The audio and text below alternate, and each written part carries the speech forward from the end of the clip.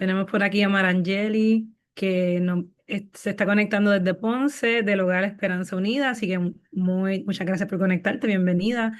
A Stephanie González, que es de Ponce también, Aileen Vázquez, nutricionista, José Alvarado, de Dorado, el PRHWI, bienvenido. A la doctora Andrea Testani, gracias por conectarse nuevamente con nosotros.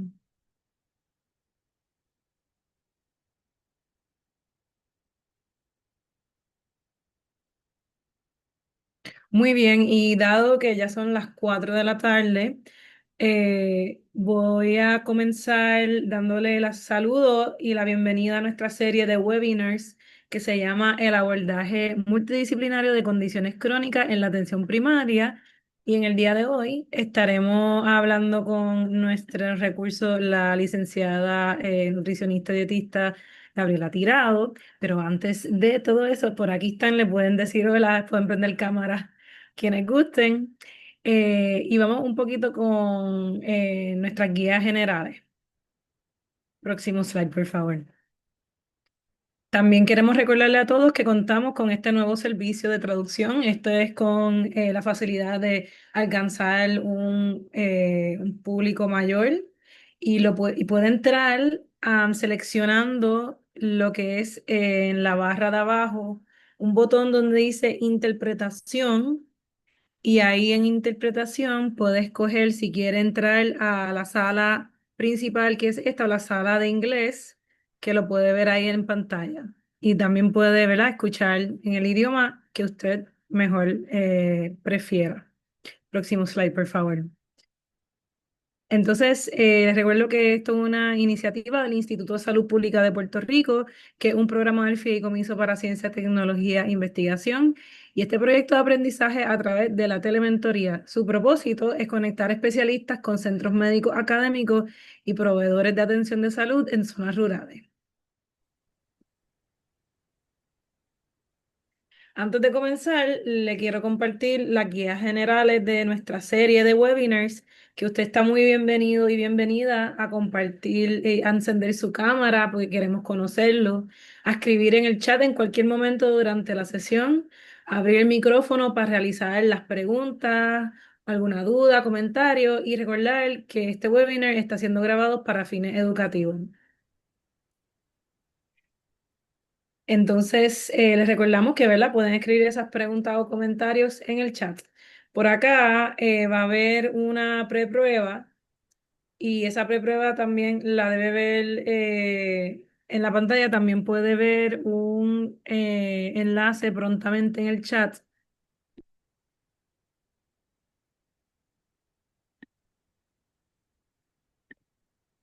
Y ahora puede ver en la sección de polls que le va a salir una preprueba, unas 3 preguntas. Así que brevemente pueden ir a esas 3 preguntas y entrar, contestarla y nosotros comenzaremos a presentar el recurso.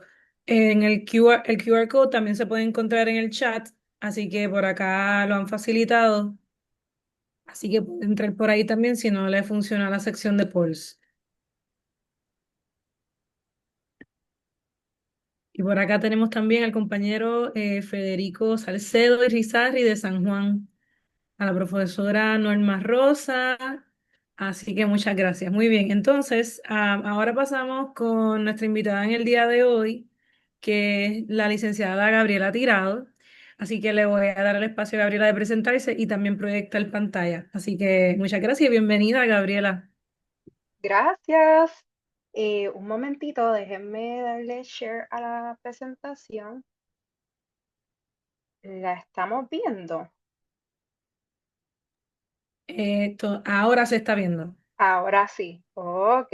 Sí. Pues buenas tardes a todos. Gracias por conectarse en el día de hoy. Mi nombre es Gabriela Tirado. Soy nutricionista dietista y vamos a estar durante la tarde de hoy hablando sobre la educación nutricional en la atención privada, en la primaria, específicamente en la identificación de riesgo y el contexto del paciente. Este webinar es una serie de dos, por lo tanto, quien esté entusiasmado en seguir conociendo más sobre la educación nutricional en la atención primaria, nos vemos mañana.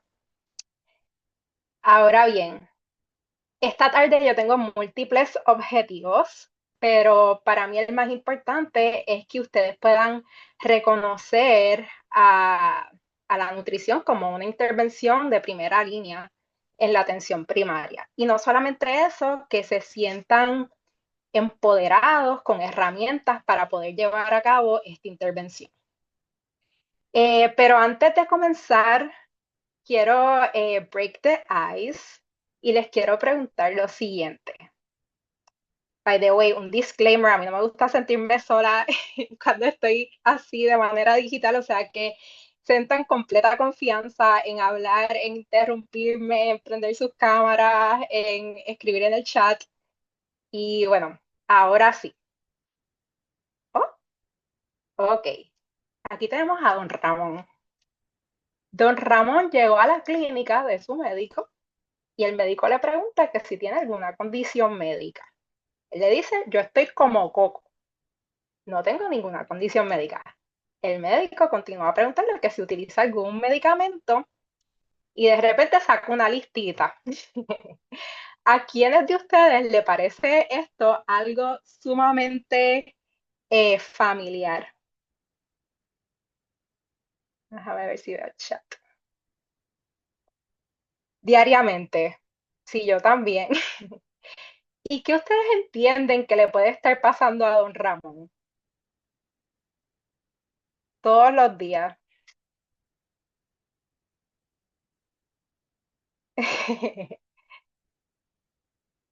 Ok, o sea que para varios, ¿verdad? Para mí también es sumamente común ver a don Ramón. Ahora bien, ¿qué ustedes piensan que le podría estar pasando a don Ramón?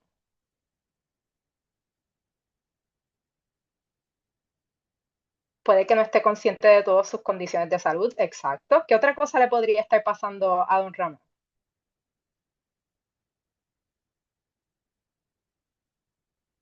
No tengan miedo.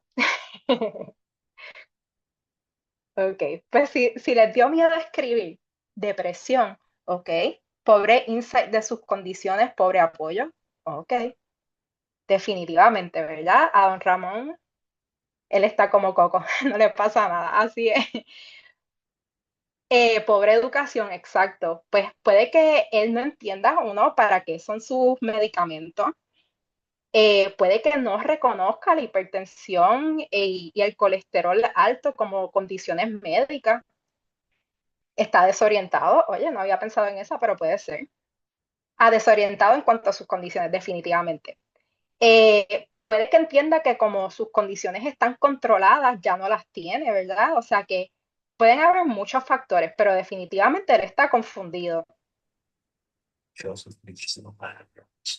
Escucho un micrófono. ¿Qué dicen por ahí? Hábitos de alimentación. Ok. Ahora tenemos esta otra persona.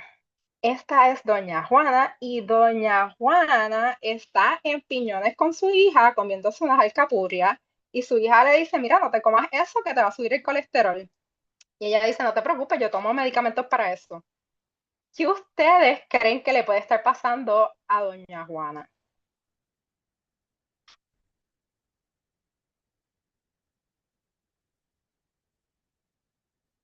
Negación, puede ser.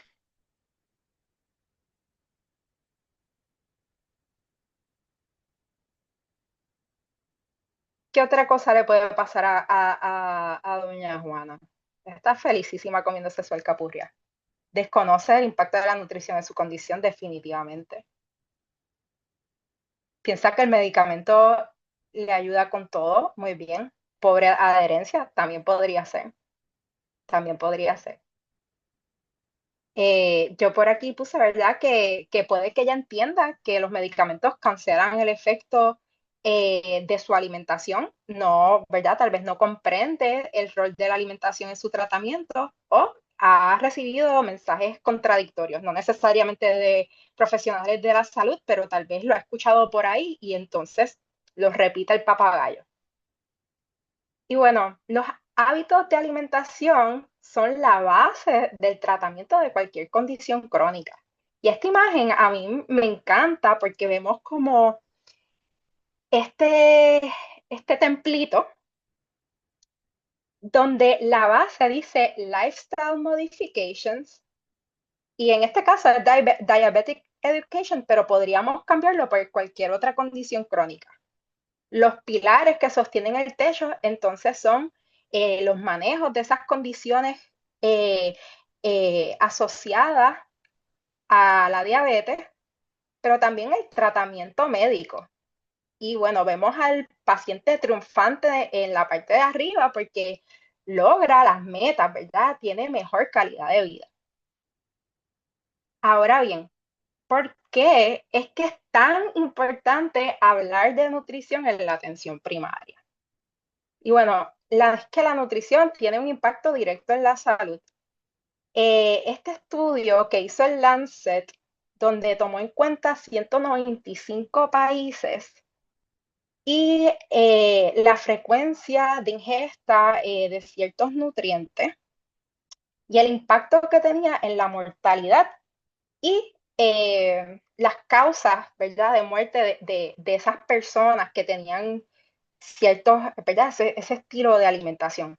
Y podemos ver que definitivamente las dietas ricas en sodio, bajas en granos integrales, bajas en frutas, nueces, semillas, tenían un impacto bastante significativo en la mortalidad de estos pacientes. O sea que la nutrición es eje de salud. No tan solamente eso, la nutrición es una intervención costo efectiva y nos ayuda a controlar y a prevenir enfermedades crónicas. Además, pues puede que existan nutricionistas, pero no está de más que se repitan esas conductas que el paciente debe de seguir, porque puede que, como vimos con doña Juana, puede que no haya entendido algo y no está de más volverle a repetir y llevar intervenciones breves, pero que conduzcan a cambios conductuales. Ahora bien, la mortalidad no lo es todo. El Lancet también estudió lo que se llaman los DAILIs. Esto es lo que calcula es los años de vida ajustados por discapacidad. Y aunque ellos descubrieron que en el 2017 11 millones de personas murieron debido a riesgos dietarios, millones más vivieron con enfermedades crónicas y en conjunto perdieron 255 millones de años de vida saludable. Nuevamente, cuando vemos la gráfica, eran dietas bajas en granos integrales, ricas en sodio, frutas, nueces, semillas y vegetales. ¿Qué ustedes creen de eso? ¿No les llama la atención? Es decir, tenemos personas vivas que no la están pasando bien, no están viviendo. Y bueno, entre esos 195 países no estaba Puerto Rico, pero para nosotros es importante porque cuando vemos la prevalencia de enfermedades cardiometabólicas, pues están en aumento. La obesidad, la diabetes, el colesterol, la hipertensión. Por lo tanto, la dieta que tiene un impacto tan grande en estas condiciones es de suma importancia. El Lancet también hizo otro estudio, que este fue hace poquísimo, lo publicaron, si no me equivoco, hace unos meses, donde ellos mostraron que estas condiciones cardiometabólicas son progresivas, ¿verdad? Una lleva a la otra. Y mientras más se complica el paciente, más riesgo de mortalidad tiene. Y cuando vemos las primeras causas de muerte en Puerto Rico, pues nuevamente salen a relucir las enfermedades cardiometabólicas. O sea que hasta el momento, ¿quién dice que, verdad, que es importante hablar de nutrición en la atención primaria? Corazoncitos, ¿no? No es tan importante. Muy importante, gracias, José. Siempre debe incluirse, ok, sumamente importante. Gracias. Yes, qué bueno que los convencí si era que no estaban convencidos. Y bueno, no es solamente la parte, ¿verdad?, de la nutrición como tal. Lo que es importante en la atención primaria es que también el médico muchas veces es el primer contacto ante estos temas con un paciente y el de mayor seguimiento. No solamente eso, en Puerto Rico tenemos la, ¿verdad?, la virtud de que 92.5% de la población cuenta con alguna cobertura de salud. Sin embargo, 60% de la población lo que tiene es el plan Vital o Medicare, que lo que cubren a lo que es el nutricionista es la obesidad mórbida y toman en cuenta como obesidad mórbida un BMI de 35, la diabetes tipo 1, diabetes tipo 2 y todas las enfermedades relacionadas al riñón. O sea que puede que el médico sea la única persona que le hable de nutrición a su paciente. Qué linda, María, así es la base de la salud, así es. Ok, o sea que tenemos un problema bien grande. Hay una alta prevalencia de enfermedades cardiometabólicas, hay poco tiempo, porque sabemos que pues en Puerto Rico definitivamente el sistema médico pues está overwhelmed y pues hay falta de herramientas para consejería estructurada. Pero junto al Science Trust, hemos hecho una serie de herramientas para ayudarle a los médicos a poder evaluar a sus pacientes en cuanto a riesgos de nutricionales en cuanto a lo que es la salud cardiometabólica.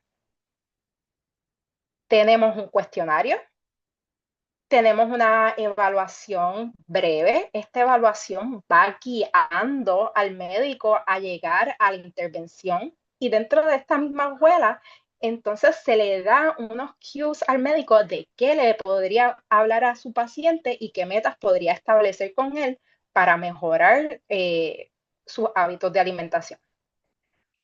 Pero si el médico no quiere usar estas herramientas, ¿verdad?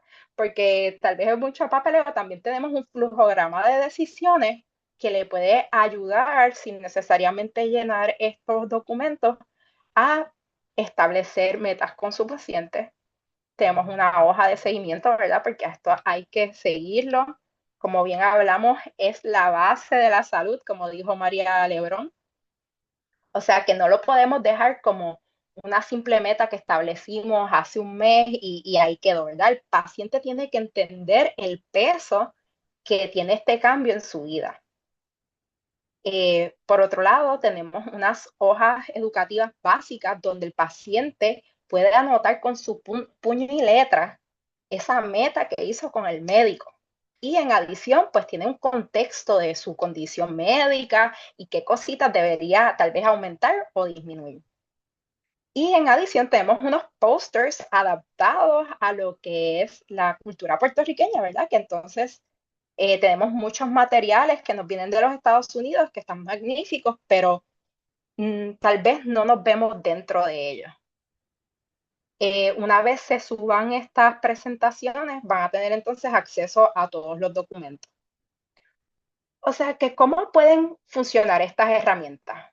Pues el paciente llega, el personal administrativo le entrega su cuestionario, él va llenando el cuestionario, la enfermera entonces toma sus datos antropométricos, calcula el BMI, puede ir, ¿verdad?, tratando de identificar cuáles son esos rasgos que lo ponen en riesgo dentro del cuestionario.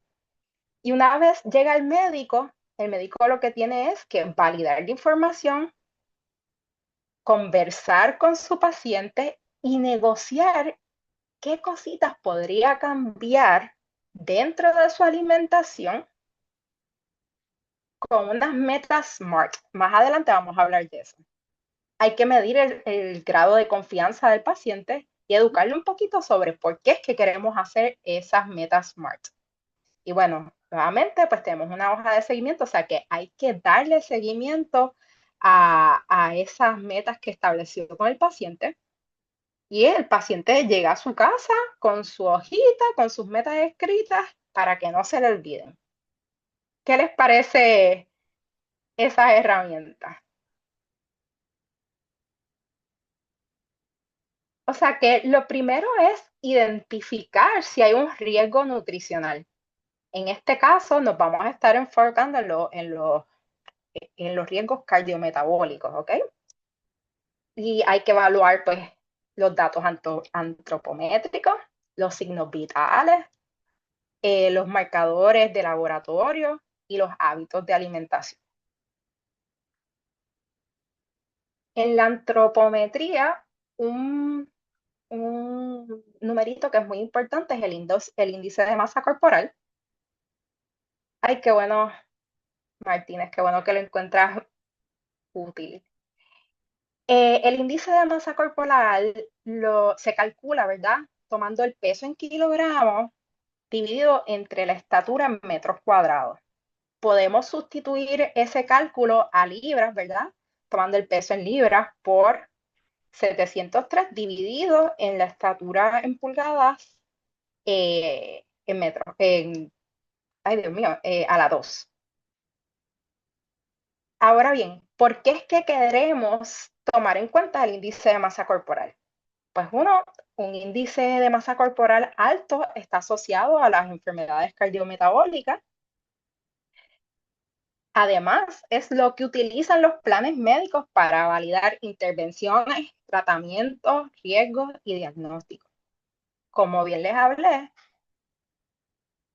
vamos a ver, importante, a veces la cantidad de pacientes se limita al tiempo de atención médica, pero el paciente ya está informado tan valioso. Ok. Ahora bien, el BMI no es estándar para todo el mundo. Hay que tomar en cuenta la edad del paciente. ¿Por qué? Porque cuando somos personas de mayor edad, un BMI bajo podría ponernos en riesgo. Por lo tanto, no vamos a medir con la misma vara a las personas con más de 65 años. Estamos hablando que un índice de masa corporal de 22 a 27 es adecuado para una persona mayor de 65 años. O sea que si llega un señor como Don Ramón con un BMI de 27, pues no lo vamos a poner a rebajar. Ahora bien, les presento a Eduardo. Mirando a Eduardo, ustedes pueden identificar un rasgo de riesgo cardiometabólico. Miren a ver, mírenlo bien, no sé si ven bien la imagen del zoom.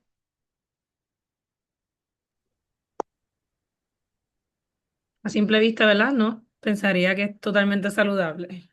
Totalmente saludable. Ok, ¿alguien dice otra cosa? Él tiene un BMI de 30. Él es una persona joven, alta masa muscular. Por el BMI se puede identificar las necesidades alimentarias y evitar condiciones cardiometabólicas. Ok, se ve atlético, pues por el BMI, ok, es masa muscular. Ok, pues vamos a hablar de eso, porque aunque el BMI podría inferirse que no es saludable, pero la composición de grasa sugiere que no. Hacer workup para descartar. Muy bien. Eso mismo, Ruth. El BMI no distingue entre masa muscular y masa grasa. Ok. Ahora les presento a esta otra paciente. Ustedes pueden identificar algún factor de riesgo cardiometabólico en ella. Mírenla bien, tomen en cuenta, denle en zoom, ¿verdad? Lo que dice. Se lo voy a leer, ¿verdad? Dice que tiene un BMI de 35. Esto es un error, no está en obesidad tipo 1, está Pérdida no intencional, exceso. Ok, exceso de grasa abdominal, BMI elevado, grasa, ok, circunferencia de cintura. Ok, perfecto. O sea que ella sí tiene ciertos rasgos de, ¿verdad? De riesgo cardiometabólico. Ahora bien, dieron en el palo con algo bien importante, que es que el índice de masa corporal es un punto de partida y no es la historia completa, ¿verdad? No distingue musculatura, no distingue adiposidad central, como bien mencionaron, no identifica retención de líquido, no identifica si la persona está embarazada, no identifica si hay pérdida de peso. Y en el caso de la señora, ella tuvo una pérdida de peso significativa sin, ¿verdad?, buscarla. O sea que eso también es un riesgo y es un riesgo mayor que el de su obesidad. Si una persona ha perdido más del 5% de su peso usual en los pasados 6 a 12 meses, puede ser señal de alguna enfermedad oculta. ¿Qué enfermedades se le ocurren? Y no solamente piensen en ella, piensen tal vez en otros pacientes, piensen en un viejito. ¿Qué se les ocurre? Cáncer, muy bien. Diabetes, fallo cardíaco, cáncer. Ya una diabetes muy descontrolada, sí, definitivamente. Demencia, definitivamente que se le está olvidando comer. Enfermedad renal, depresión, perfecto. Hipotiroidismo, desnutrición, muy bien. Problemas de la tiroides, exacto. Y voy a añadir otra también, problemas de tragado, ¿verdad? Hay personas que empiezan a tener problemas de tragado y les da miedo comer. O sea que estas personas que están perdiendo peso sin buscarlo, los pueden llevar a desnutrición, a pérdida de masa muscular, debilidad y caída, ¿verdad? Por esa pérdida de masa muscular. O sea, sarcopenia, muy bien, sí, María Lebrón, definitivamente. Pues dentro de nuestro cuestionario y dentro del flujograma tenemos como prioridad atender este tema, ¿ok? Porque como mencionamos, el peso no lo es todo y no es la historia completa. Ahora les presento a Ana. Ana tiene un BMI de 22. Ay, no les hable de Eduardo. Eduardo tenía mucha masa muscular, o sea que su BMI, no, en verdad, aunque lo ponía bajo obesidad, pues él no tiene rasgos de riesgo cardiometabólico. Ok, perfecto. Ana. Ana tiene un BMI de 22 y una cintura de 31.5. Ustedes pueden detectar en ella algún factor de riesgo cardiometabólico.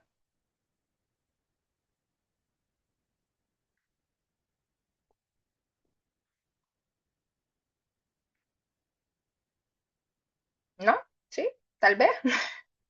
Sí, ok, Norma dice que sí. Cuéntame, Norma, ¿qué ves en ella?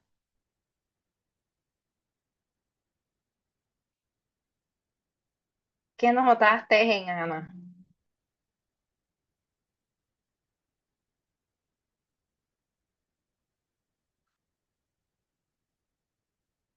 No, pues si no se atreven a contestar, yo les digo. No, Valerie dice que no, que Ana está súper bien. La medida de cintura, muy bien, Norma. Ok. Marian dice que no. La cintura mayor de 30, dice Julia. Ok. Si la cintura definitivamente está un poco alta. Ana es lo que clasificamos como un TOFI. Thin on the outside, fat on the inside. Y esa cintura la pone en riesgo cardiometabólico. Como bien dijimos, el peso no lo es todo, o sea que hay que ver la composición y dónde se encuentra la grasa acumulada en nuestros pacientes. Y hay muchas formas de medir tanto el porcentaje de grasa como, ¿verdad? Esa concentración de grasa en el área central, pero de las más económicas y más rápidas, pues está la circunferencia abdominal, que solamente toma una sola medida, y también tenemos las balanzas de bioimpedancia, que son económicas y no invasivas. Y bueno, podemos ver aquí, no sé si lo notan bien, pero que las mujeres se clasifican en sobrepeso cuando tienen un porcentaje de grasa mayor de 30 y los hombres mayor de 20. Y obesidad si está en mayor de 35 en el caso de las mujeres, mayor de 25 en el caso de los hombres. Pero no hay que esperar a medir estar en ese rango de obesidad. Ya cuando podemos ver que hay un porcentaje de grasa en 30 en el caso de mujeres y 20 en el caso de hombres, pues es un riesgo cardiometabólico, o sea que lo podemos atender de antemano. De igual forma, la cintura, ¿verdad? Esa circunferencia abdominal va a ser importante. En el caso de las mujeres, ¿verdad? Ya presentan riesgo con 31.5 pulgadas y los hombres de 37. Para tomar esta medida, vamos a identificar la última costilla, el borde de la cresta ilíaca, ¿verdad? A lo largo, tomar esa medida y el punto medio, entonces es donde queremos coger ese punto. Ahora bien, los laboratorios y signos vitales. Aquí vamos a notar que todos los guidelines de instituciones importantes como el American Heart Association, como el American, ay Dios mío, se me olvidó estas siglas, pero son básicamente la Asociación de los Endocrinólogos, el American Association of Endocrinology, si no me equivoco, y también el ADA, ponen los health behaviors y los lifestyle therapies como la primera terapia para el paciente. No importa en qué estadio. O sea, que es la primera herramienta que nos ponen disponible a través de todo el desarrollo ¿verdad? De esa condición cardiometabólica del paciente. O sea, que la nutrición es bien importante. En cuanto a los laboratorios, pues podemos identificar que una glucosa mayor de 100, ¿verdad? Ya te pone en riesgo si eres una persona normal. Si tienes prediabetes, pues mayor de 125. Y si tienes diabetes, y es una diabetes típicamente controlada, ¿verdad? Que no hay muchos bajones, ¿verdad? Mayor de 126. Asimismo, la glicosilada, ¿verdad? No hay que esperar a que esté en 6.4, ¿verdad? Ya en 5.7 hay que ir empezando a darle educación al paciente. Entonces, es bien curioso el LDL, porque pensamos en el LDL y en cuánto es que le decimos al paciente que no debe estar pasándose.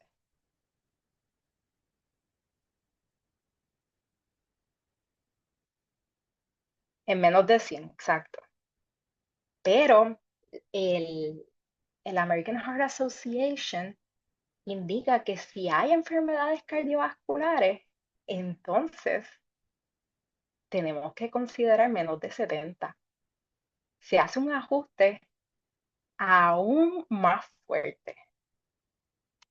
En el caso de los triglicéridos, no hay que esperar a que estén en 150, en 135, especialmente si el paciente tiene diabetes. Ya hay que atenderlo con educación y cambios en estilos de vida. Y en el caso de la presión, no hay que esperar a que esté más de 130/80, es decir, ya cuando el paciente es un paciente cardiovascular, ¿verdad? Ya 123 es suficiente para ir hablándole del sodio. O sea que estos son algunos laboratorios que a mí me causan mucho, ¿verdad? Mucha curiosidad porque no es lo que aparece, ¿verdad? En los guidelines cuando nos dan los laboratorios. Y esto pues a veces los pacientes miran sus mismos laboratorios y dicen, ah, bueno, estoy bien, no tengo que ir al médico, o ya no reconocen ese riesgo que hay en los parámetros que están dentro de sus laboratorios. Otros laboratorios que le debemos de pegar el ojo es, ¿verdad?, a la creatinina sérica, al GFR y a las enzimas hepáticas.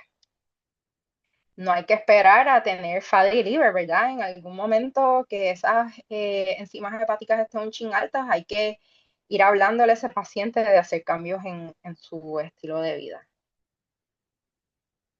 Ahora bien, los hábitos de alimentación, que ya vimos que tienen un peso bastante grande, pues son importantes y hay que evaluarlos. Pero como bien hemos dicho, los médicos no tienen tiempo. Ya hay varias herramientas de cuestionarios validados que pueden ir entre 2 preguntas hasta 14 preguntas. Y es que una pregunta tan simple como hacerle al paciente de que si come frutas y vegetales es suficiente, ¿verdad? Eso ya le está poniendo en un riesgo cardiometabólico, el no comer frutas y vegetales. O sea que ustedes podrían ajustar, ¿verdad?, cualquiera de estas herramientas y aplicarlas en su clínica. Y lo que nos ayuda es ver frecuencia de consumo, nos revela los patrones de mayor impacto, nos ayuda a comenzar una conversación con nuestro paciente, ¿verdad? A veces a simple vista, como a Ana, pues parecería que no tiene ningún problema, pero hay que evaluar por qué ella está acumulando tanta grasa ¿verdad? En esa área del abdomen. Tal vez no está haciendo suficiente ejercicio, tal vez está comiendo cositas que no debe. Pero también podemos identificar patrones favorables. Tal vez la persona está haciendo muchas cosas bien. Y tal vez no tiene que ver con la calidad de los alimentos y hay que explorar qué otras cosas podrían estar pasando. Además, invita al paciente a reflexionar y ocupa menos tiempo porque puede ser autoadministrado por el paciente. Entonces, ese cuestionario que nosotros hicimos precisamente nos ayuda a identificar si el paciente tiene un patrón de alimentación básico, ¿verdad? Y aquí lo puse color coded, pero para el paciente no va a estar color coded porque no queremos insinuar que conteste el verde, ¿verdad? Queremos que genuinamente se siente a pensar. Y bueno, podemos identificar si está comiendo por lo menos 2 porciones de frutas al día, por lo menos 3 porciones de vegetales, si sus farináceos son enteros, ¿verdad? Ricos en fibra, si las proteínas que está comiendo primordialmente son de carnes rojas o de pescado. O sea que es una ayuda. Por otro lado, nos puede ayudar a identificar si están llevando patrones saludables. La dieta mediterránea, sí, definitivamente la Asociación de Cardiología sí fomenta la dieta mediterránea y el DASH también. Y es curioso, ¿verdad?, que mencionar la dieta mediterránea y el American Heart Association porque realmente siguen un patrón de dieta que todos los otros guidelines también recomiendan, ¿verdad? Una dieta rica en fibra, bajo en sodio, baja en azúcares añadidas, baja en grasas saturadas. Es rica en vitaminas, minerales y fitoquímicos, o sea que todas más o menos siguen ese patrón. Por otro lado, también nos ayuda a identificar esos riesgos. Y tenemos unos cuantos riesgos dentro del cuestionario. Algunos nos ayudan a identificar riesgos particulares por condición médica y eso también lo tenemos dentro de la herramienta, ¿verdad? ¿Cuáles son esos riesgos que entonces los predisponen a hipertensión o a diabetes o a hiperlipidemia? espera, recomendar alimentos conocidos. A veces los pacientes nunca han usado algunos de los que definitivamente eso es sumamente importante. Esa parte de alimentos conocidos. Y ahora le vamos a dedicar un poquito a eso. Otra cosa que tenemos que evaluar es el acceso a alimentos, ¿verdad? Porque a veces pensamos que el paciente está comiendo, por ejemplo, mucho corned beef o mucha jamonilla porque pues no sabe comer bien, pero no necesariamente, tal vez es que le resulta más económico, ¿verdad? El acceso también va a determinar lo que le vamos a decir a nuestro paciente.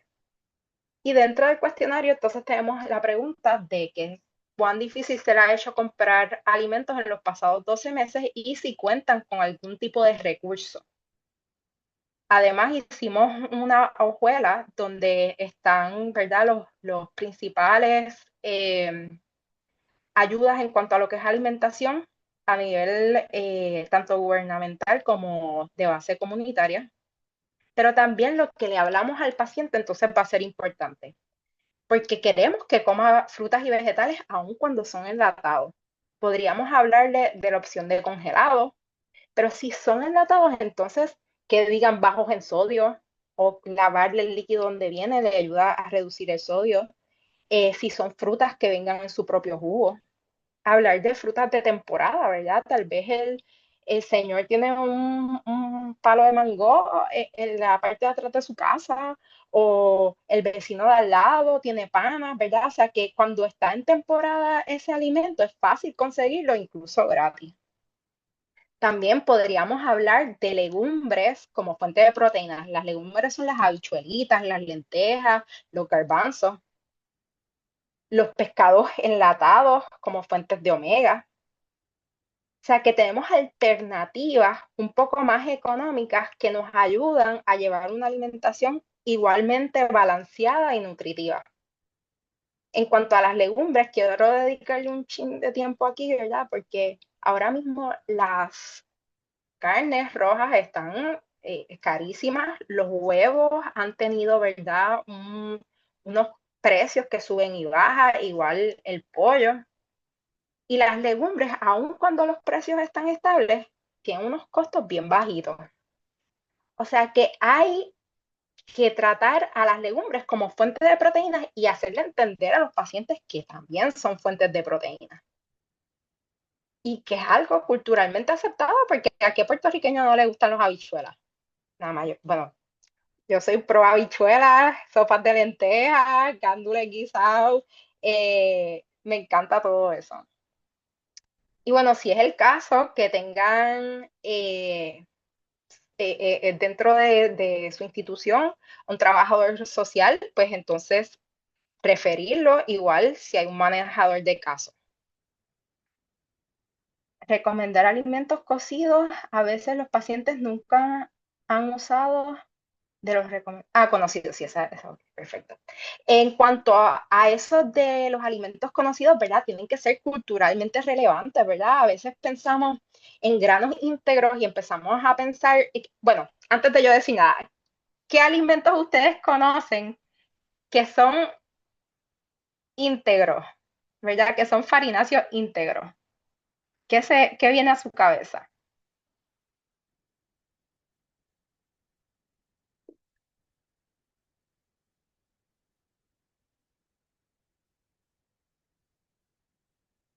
Nada viene a su cabeza.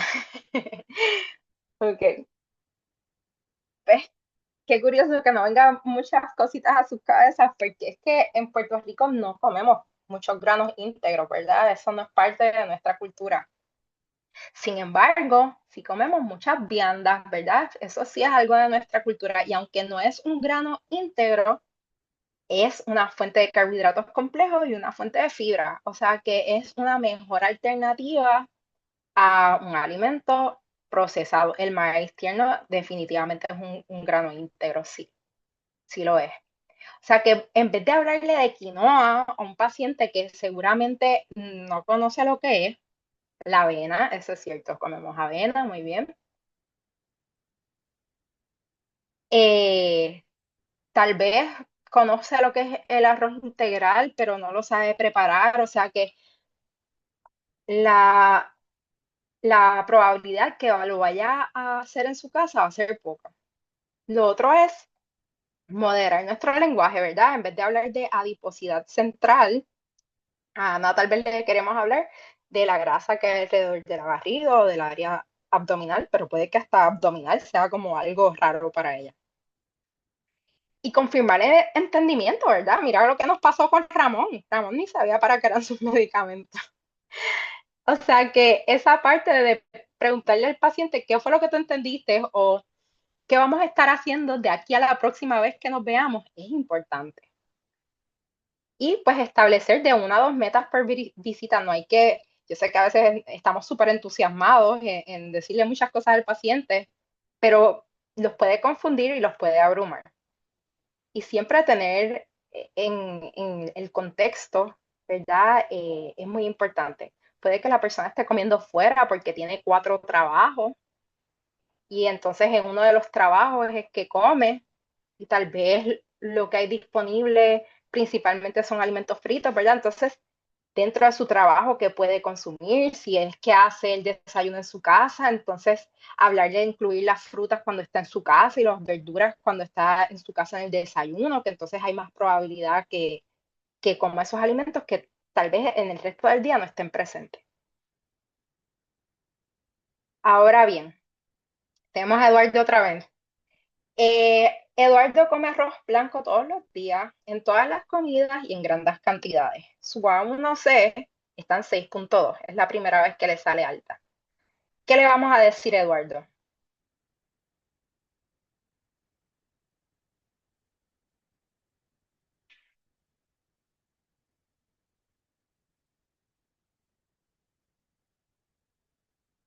Control de porciones, ok.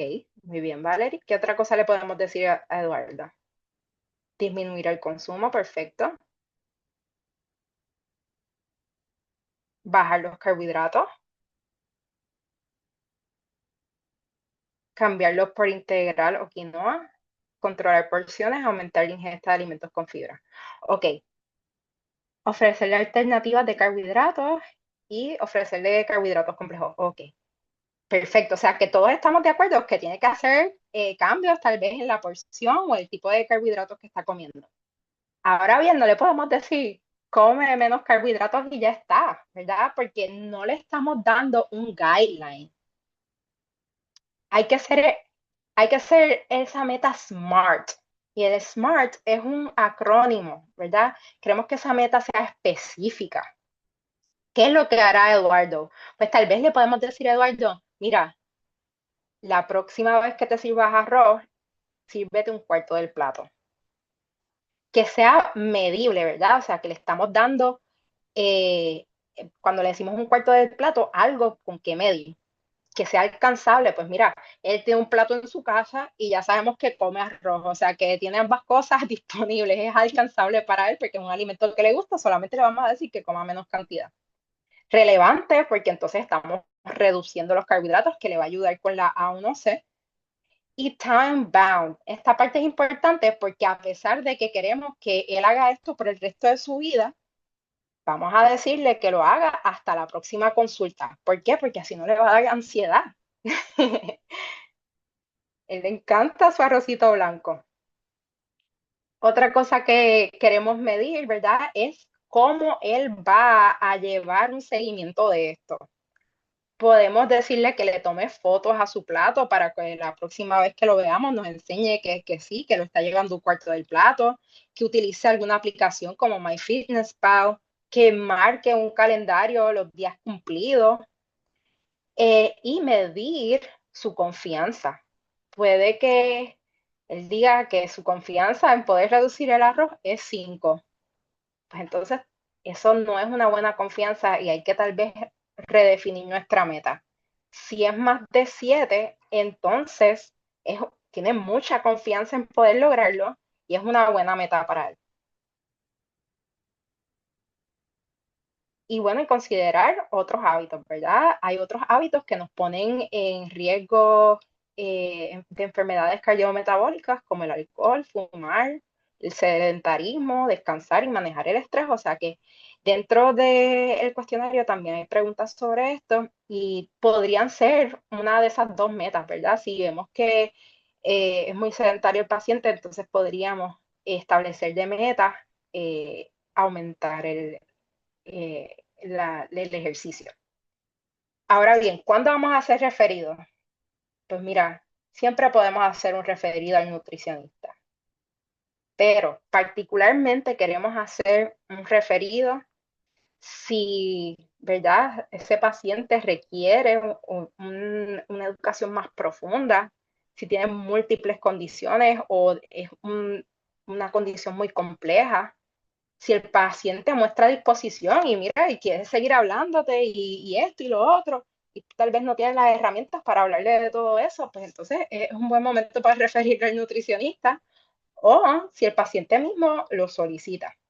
También podemos pensar en referir a trabajo social o manejo de casos si los tenemos disponibles, a un psicólogo o a un psiquiatra, a un terapista físico o algún otro especialista, ¿verdad? Educado sobre de diabetes, endocrinólogo, cardiólogo, etcétera. Ahora bien, esta parte va a ser bien importante a todos los eh, eh, médicos o enfermeros que tengo aquí presentes. ¿Por qué? Porque muchas veces nos llega un don Ramón. Él no sabe lo que tiene, él no sabe lo que toma, él está como coco. Y cuando llega el nutricionista no tiene muchas herramientas, ¿verdad?, para ayudarle y tiene que ir pescando.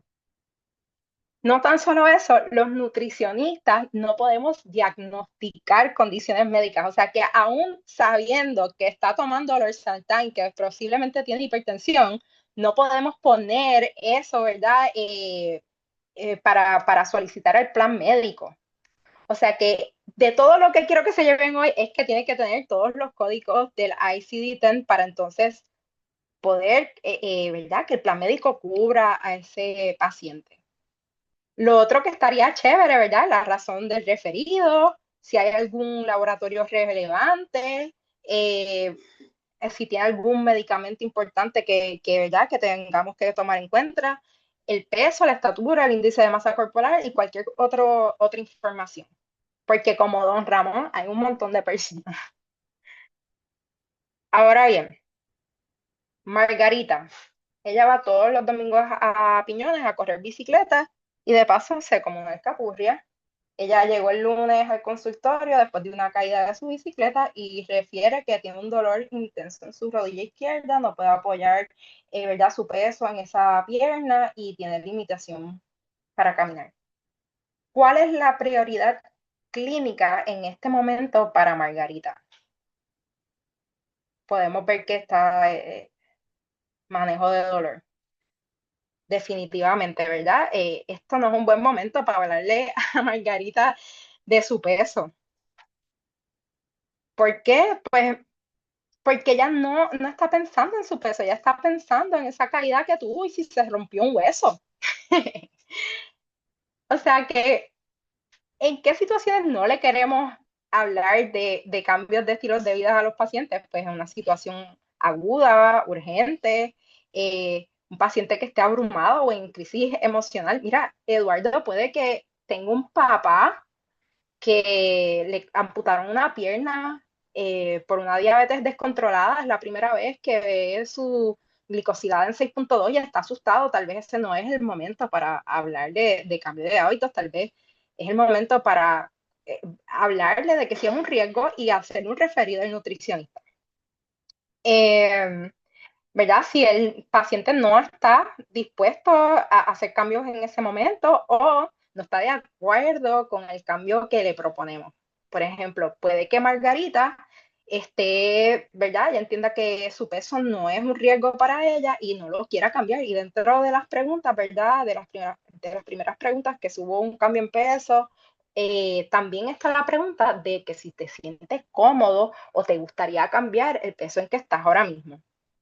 O sea que a Margarita tal vez le podríamos hablar de otras cosas, pero si ella no quiere cambiar su peso, no hay por qué hablarle de eso si podemos ganar de otras formas, ¿verdad? Tal vez le podemos decir que incremente, ¿verdad? Sus ejercicios o que cuando vaya a piñones, pues en vez de comerse una alcapurria, pues se coma una ensalada de pulpo, entre otras cositas.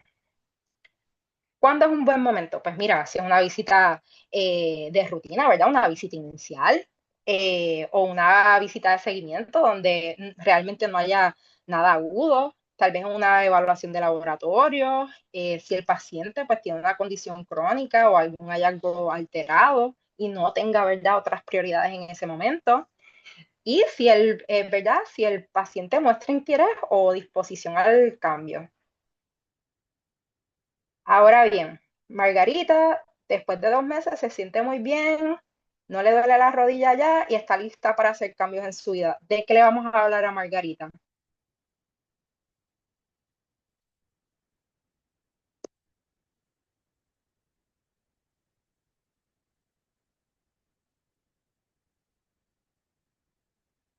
¿No le vamos a hablar de nada a Margarita? No saben tal vez, ¿verdad? No sabemos de qué le vamos a hablar a Margarita.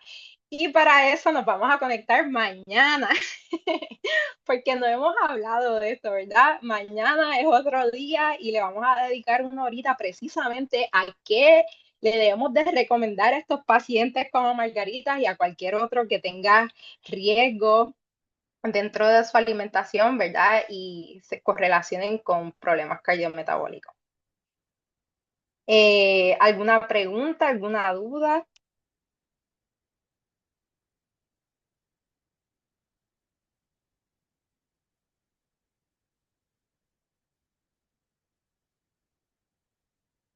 No hay preguntas, no hay dudas.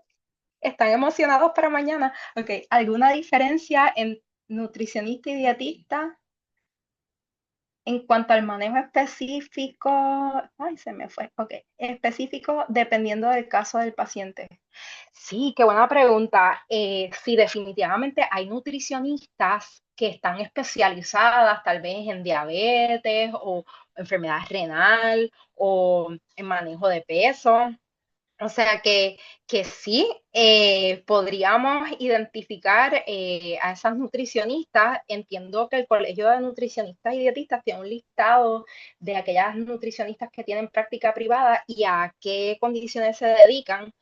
Eh, pero en general, todas en una primera instancia podrían atender al paciente, ¿verdad? Todas tienen la base. Gracias, Alana. Gracias, Marangeli y Neish Calis. Qué bueno que les haya gustado. Espero que estén bien pompeados para mañana. O sea, que nos vemos aquí mismito a la misma hora. Y si tienen algún amigo, enfermero, médico, que entiendan que se puede beneficiar de la próxima presentación, también invítenlos, ¿verdad? Porque a pesar de que tal vez no vamos a hablar de estos temas, sí vamos a hablar de otros que tienen, ¿verdad? Igual peso en importancia. Súper, muchas gracias, licenciada Tirado. Aquí rapidito van a poder ver lo que es nuestra postprueba, que la pueden ir llenando a tan pronto sea posible. Y entonces entiendo, a presentar nuevamente la pantalla.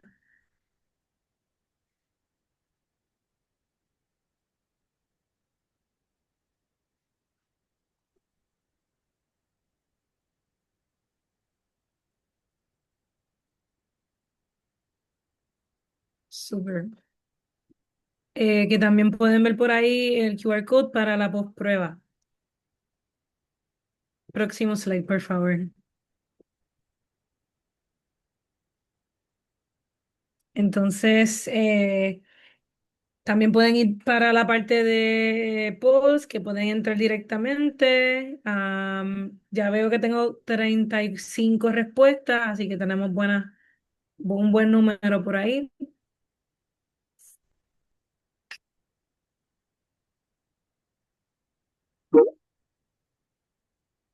Y entonces les voy a anunciar que tenemos una segunda parte de este webinar que, como bien dijo la licenciada Tirado, pues la vamos nos vamos a estar reuniendo mañana, el 26 de junio, entre 4 y 5 p.m.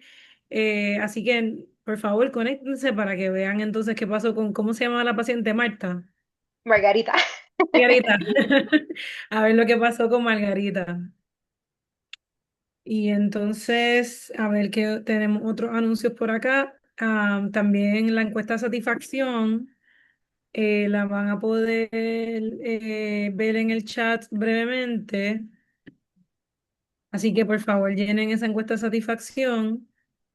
Ay, por ahí está ya la encuesta de satisfacción. Eh, y nada, entonces les doy muchas gracias a todos por conectarse, en especial a la licenciada Tirado por tan excelente presentación en el día de hoy. Gracias a ustedes y espero verlos entonces mañana a las 4. Y ya saben, inviten a sus amigos para que se puedan beneficiar de toda esta información.